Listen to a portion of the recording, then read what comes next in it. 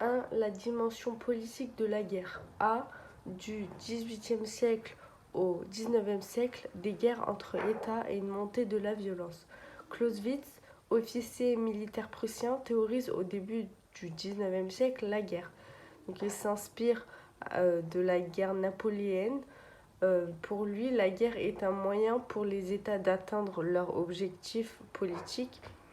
Donc la différence entre la guerre absolue, donc guerre c'est un objectif d'anéantir l'ennemi en utilisant tous les moyens, puis la guerre réelle, donc une guerre qui s'adapte à un contexte politique particulier en mesurant l'objectif politique à atteindre et les moyens disponibles sans mener forcément à l'anéantissement de l'adversaire.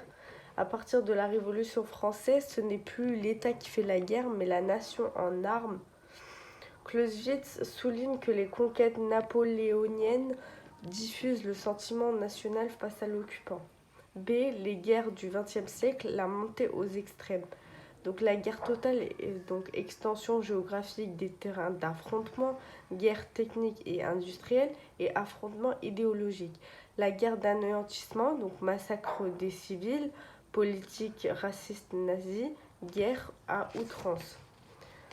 Al-Qaïda, donc organisation terroriste islamiste fondée en 1987 en Afghanistan par Abdullah Azzam et son élève Oussama Ben Laden.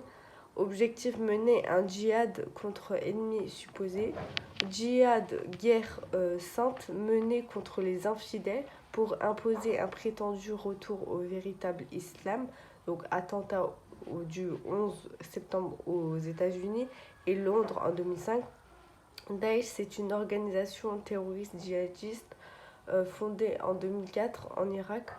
En 2014, Daesh proclame l'instauration d'un califat, territoire vivant sous l'autorité d'un calife. Daesh, organisation politique, religieuse, militaire et terroriste, donc il s'est inspiré aux salafistes djihadistes, donc courant de l'islam sunnite voulant revenir aux pratiques en vigueur dans la communauté musulmane au temps du prophète Mahomet et de ses premiers disciples. Daesh impose un mode de vie très rigoureux, conforme à la charia, loi islamique. La lapidation et les décapitations obligent les femmes de porter le niqab, esclavage sexuel, massacre envers des populations civiles et massacre des yézidis, destruction de sites antiques.